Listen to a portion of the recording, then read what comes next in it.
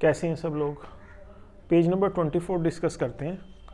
मेरे नोट्स मेरे YouTube channel पे गिवन है।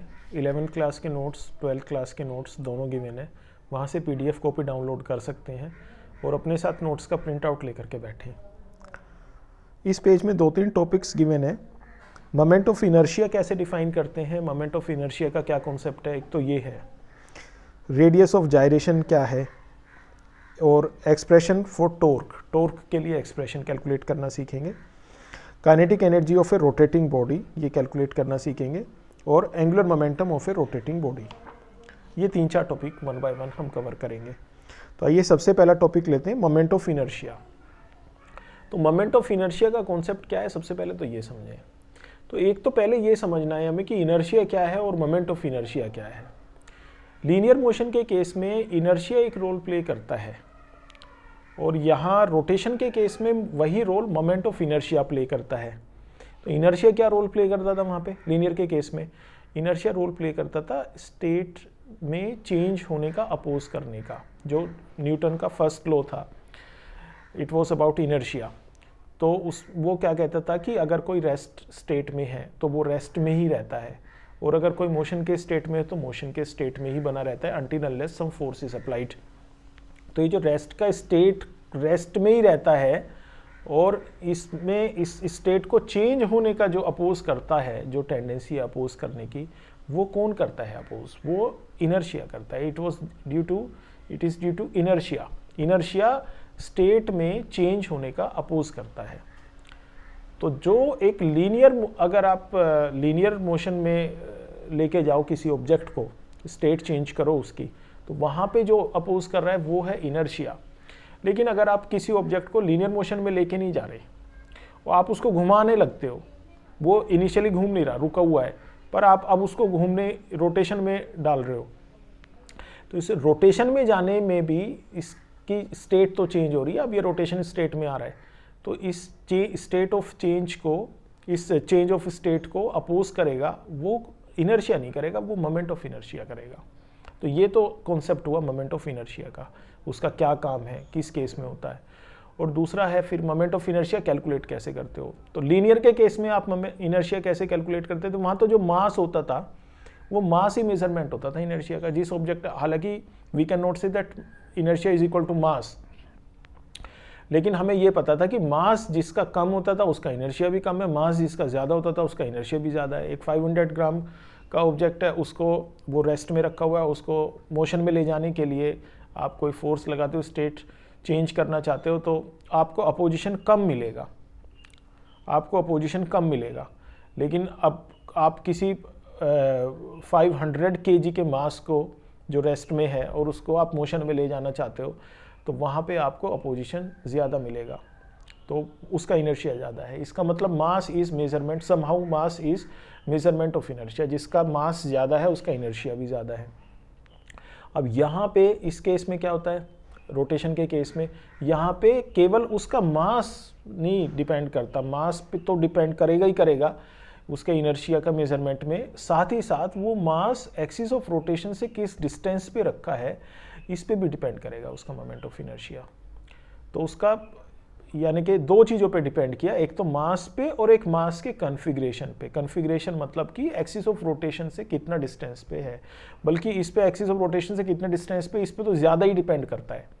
मास की मैग्नीट्यूड पे कम डिपेंड कर रहा है, एक्सिस ऑफ रोटेशन से कितना डिस्टेंस पे रखा है उस डिस्टेंस पे ज़्यादा डिपेंड कर रहा है। इसका एक्सप्रेशन होता है I = mr², where I is moment of inertia, r is distance of mass from axis of rotation, and r this m is mass of course। तो कोई एक पार्टिकल है, जैसे मान लीजिए उस पार्टिकल का मोमेंट ऑफ इनर्शिया निकालना चाहते हो, तो मोमेंट ऑफ इनर्शिया निकालना चाहते होगा तो मतलब सीधी सी ये बात ही हो गई पहले कि उसको रोटेशन में जाने से रोकने वाला जो एक वर्च्यू है वो निकालना है। तो जब वो रोटेशन में जाने की बात आ गई तो इसका मतलब वहाँ पे एक एक्सिस ऑफ रोटेशन तो अपने आप ही इन्वॉल्व हो गया। तब उस एक्सिस ऑफ रोटेशन के अबाउट ही रोटेशन होना है। अगर एक्सिस ऑफ रोटेशन नहीं मानोगे तो रोटेशन किसके अबाउट मानोगे? तो एक एक्सिस ऑफ रोटेशन तो अपने आप ही पिक्चर में आ गया।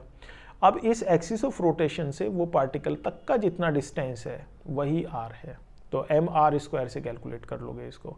अब बहुत सारे पार्टिकल से मिलकर के अगर कोई ऑब्जेक्ट बना हुआ है, सिस्टम बना हुआ है, तो उसमें अलग अलग पार्टिकल का सबका मोमेंट ऑफ इनर्शिया अलग अलग होगा, सबको कैलकुलेट कर लो। सबका मोमेंट ऑफ इनर्शिया अलग अलग इसलिए होगा क्योंकि मासेस सबके अलग अलग हो सकते हैं। चलो मासेस सबके सेम मान लो, बहुत सारे मॉलिक्यूल से मिलकर के बना है तो सारे के सारे मॉलिक्यूल आइडेंटिकल होंगे, तो सबका मास मॉलिक्यूल का सेम मान लो। लेकिन सारे के सारे मॉलिक्यूल एक्सिस ऑफ रोटेशन तो डिफरेंट एक्सिस ऑफ रोटेशन से तो डिफरेंट डिस्टेंसेस पे ही रखे हैं। पूरा यूनिफॉर्म डिस्ट्रीब्यूशन भी है तो भी कुछ एक्सिस ऑफ रोटेशन के क्लोज हैं पार्टिकल्स, कुछ थोड़ा दूर हैं, कुछ और दूर हैं, कुछ बिल्कुल बाउंड्री पे हैं। तो जो बाउंड्री पे हैं उनके लिए आर की वैल्यू बहुत ज़्यादा है। जो बिल्कुल एक्सिस ऑफ रोटेशन के ऊपर भी रखे हैं कुछ पार्टिकल, तो उनका तो आर की वैल्यू 0 ही है, तो उनका तो मोमेंट ऑफ इनर्शिया 0 ही हो जाएगा। तो ऐसे ही सारे के सारे पार्टिकल का मोमेंट ऑफ इनर्शिया अलग अलग होगा, सबका कैलकुलेट कर लो। And since it is a scalar quantity, तो total moment of inertia body का होगा वो इनका सबका समेशन हो जाएगा। तो I equal to sigma mr²। तो this is how we calculate moment of inertia. अच्छा, ये फिर भी डिस्क्रीट एक सिस्टम के लिए हमने बात की। डिस्क्रीट से मतलब था कि अलग अलग पार्टिकल अलग अलग पोजीशंस पे रखे हैं और उनको अलग अलग आइडेंटिफाई किया जा सकता है कि ये पहला पार्टिकल है, ये दूसरा पार्टिकल है, और इन दोनों के बीच में इतना सेपरेशन है और इसका ये डिस्टेंस है, एक्सिस ऑफ रोटेशन है, और इस वाले का ये डिस्टेंस है। लेकिन नेचर में ऐसे डिस्क्रीट सिस्टम नहीं होते, नेचर में होते हैं कॉन्टिन्यूस डिस्ट्रीब्यूशन ऑफ मास। तो कॉन्टिन्यूस डिस्ट्रीब्यूशन ऑफ मास के लिए मोमेंट ऑफ इनर्शिया कैलकुलेट करने के लिए इंटीग्रेशन टूल का आप यूज कर लोगे। तो यहाँ पे I is equal to integral of r² with respect to m। I is equal to integral of r² with respect to m है, तो ये I इक्वल टू mr² की फॉर्म का ही, r का स्क्वायर आना है और m के साथ मल्टीप्लिकेशन आनी है। लेकिन यहाँ पे क्या करोगे, r² को m के रिस्पेक्ट में, मतलब हर एक का मास बहुत कम है ना, dm छोटा मास, तो r² dm इसका इंटीग्रेशन करना है, मतलब इसको कहते हैं कि r² का integration with respect to m। Okay, तो this is how you calculate moment of inertia of continuous distribution of mass. अब एक नेक्स्ट कॉन्सेप्ट है radius of gyration. I is equal to mk²। Radius of gyration एक ऐसा imaginary distance है, axis of rotation से एक imaginary point का distance है, इसलिए ये डिस्टेंस इमेजिनरी है। तो एक ऐसा इमेजिनरी पॉइंट जिसपे कि सारा का सारा मास को कंसिडर्ड माना जा सके। ये तो सेंटर ऑफ मास होता है जिसपे सारा का सारा मास कंसिडर्ड माना जा सके। नहीं, यहाँ सेंटर ऑफ मास नहीं है ये, कि यहाँ पे उस एक ऐसा पॉइंट नहीं ढूंढ रहे जिसपे सारे के सारे सेंटर ऑफ मास को कंसिडर्ड माना जा सकता है। आगे भी सुने इस बात को, ऐसा पॉइंट जिसपे कि सारा का सारा मास उसका कंसिडर्ड माना जा सके, मान करके, और उसका अगर मोमेंट ऑफ इनर्शिया कैलकुलेट करें, उसका अगर मोमेंट ऑफ इनर्शिया कैलकुलेट करें तो उतना ही आना चाहिए जितना एक्चुअल में है। जैसे फॉर एग्जांपल किसी बॉडी का मोमेंट ऑफ इनर्शिया I है, तो ये I कैसे आया, ये उसके अलग अलग पार्टिकल के मोमेंट ऑफ इनर्शिया कैलकुलेट किए थे आपने, उनको सबको समेशन कर लिया था, तो I आ गया था। I1 plus I2 plus I3 plus I4 so on, बहुत सारे I सब प्लस करके टोटल मोमेंट ऑफ इनर्शिया आ गया था। अब ये सबको अलग अलग हम कैलकुलेट नहीं करना जाना चाहते, हम एक ऐसा पॉइंट, इमेजिनरी पॉइंट ऐसा ढूंढ के रख लेते हैं कि उस पॉइंट से एक्सिस ऑफ रोटेशन तक का डिस्टेंस होगा कुछ k, और सारा का सारा मास हमें बॉडी का पता है m। तो उस m को उस k के स्क्वायर के साथ मल्टीप्लाई कर लेंगे, mk², और आपको मोमेंट ऑफ इनर्शिया मिल जाएगा। तो k is an imaginary distance of an imaginary point from axis of rotation, and that imaginary point is selected such that if entire mass of the system is situated at that point, उस point के ऊपर सारा का सारा मास रख लिया और उसको k² के साथ मल्टीप्लाई कर लिया, तो आपको उस बॉडी का मोमेंट ऑफ इनर्शिया मिल जाता है। तो ये रेडियस ऑफ जायरेशन, इसको रेडियस ऑफ जायरेशन कहते हैं। k here is radius of gyration and capital M is it's total mass. तो ये रेडियस ऑफ जायरेशन का कॉन्सेप्ट आपको समझ में आ गया। नाउ कैलकुलेट करना सीखते हैं टॉर्क का expression for torque. Tau is equal to I alpha होता है, ये हमारी पहले भी बात हो चुकी है एक बार कि tau is equal to I alpha होता है। Tau is equal to I alpha कैसे होता है, इसको समझने के लिए आप F equal to M A वाली इक्वेशन समझ सकते हैं। F equal to M A होता है, ये न्यूटन सेकेंड लॉ है। F is force, M is mass, A is acceleration. तो जो ये लीनियर के लिए है, लीनियर केस में जो रोल फोर्स प्ले करती है वही रोटेशन के केस में टॉर्क प्ले करता है। जो रोल लीनियर के केस में मास प्ले करता है वो यहाँ पे inertia, moment of inertia play करता है आई, और जो वहाँ पे लीनियर एक्सेलरेशन प्ले करता है ए, वो यहाँ पे एंगुलर एक्सेलरेशन प्ले करता है अल्फा। तो जैसे वहाँ पे F इक्वल टू एम होता है, इसी तरीके से यहाँ पे tau equal to I alpha होता है। Now we are going to deduce an expression this tau equal to I alpha. ये कैसे आया? तो आप क्या करोगे, एक बहुत सारे पार्टिकल से बना हुआ एक सिस्टम आपने कंसिडर कर लिया, पार्टिकल 1, पार्टिकल 2, पार्टिकल 3। तो पार्टिकल 1 के लिए देखो, पार्टिकल 1 के ऊपर जो फोर्स लगती है उसको आप कैसे कैलकुलेट करोगे? Let the mass of the particle 1 be m1 and let its linear acceleration a1। तो force on first particle F1 is equal to m1 a1। अब इसमें आप a जो कि लीनियर एक्सेलरेशन है उसको एंगुलर एक्सेलरेशन की टर्म्स में लिख सकते हो, r अल्फा होता है, a is equal to r alpha. तो पहले पार्टिकल के ऊपर लगने वाली force F1 is equal to आ गई m1 r1 अल्फा।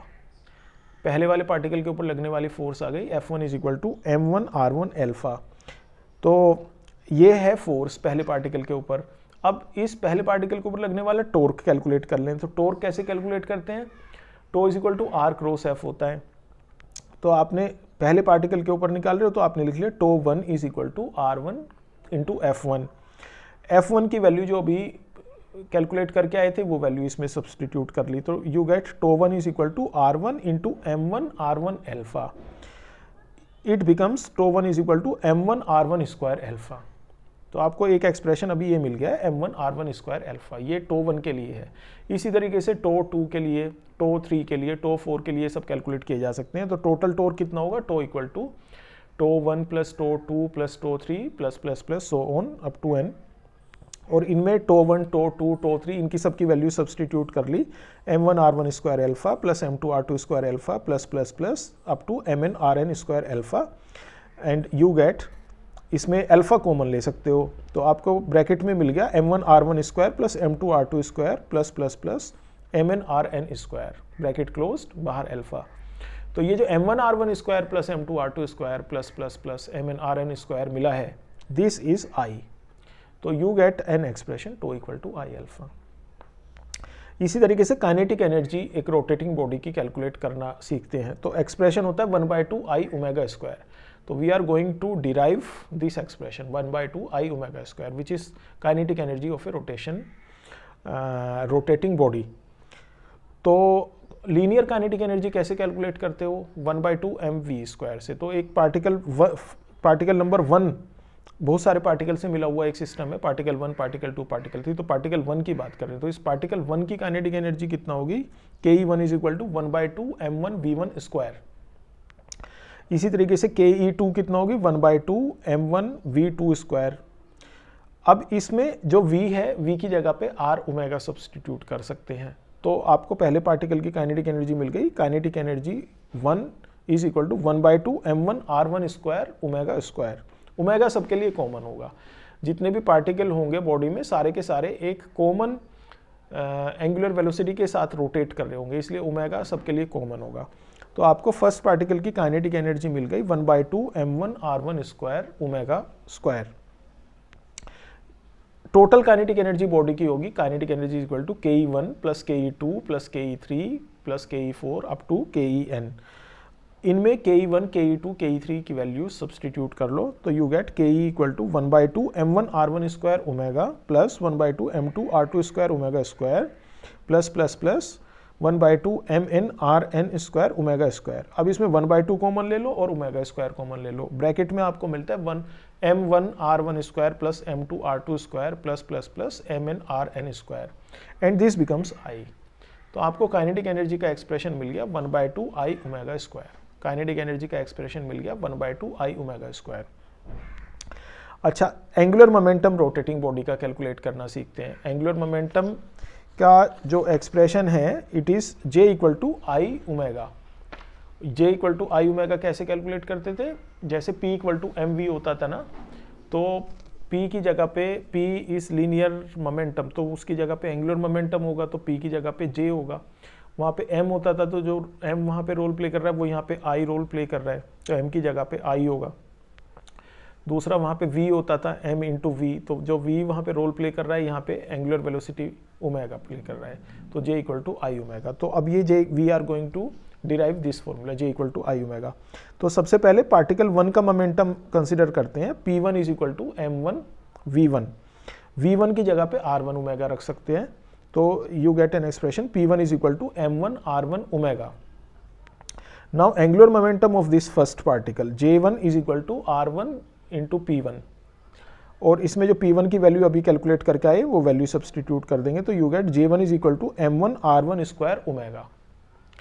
और टोटल एंगुलर मोमेंटम कैलकुलेट करने के लिए जितने भी J's हैं सबको प्लस कर लो, J equal to J1 plus J2 plus J3 up to Jn। J1 की value M1 R1 square omega, J2 की value M2 R2 square omega. ये सारी वैल्यूज इसमें सब्सटीट्यूट कर लो, ओमेगा इसमें से कॉमन ले लो, तो ब्रैकेट में आपको मिला M1 R1 square plus M2 R2 square plus M3 R3 square so on, और ये बन गया I। तो ultimately you get an expression J equal to I omega. तो आई होप कि आपको समझ में आया होगा। नेक्स्ट टॉपिक के साथ पेज नंबर 25 में कंटिन्यू करेंगे।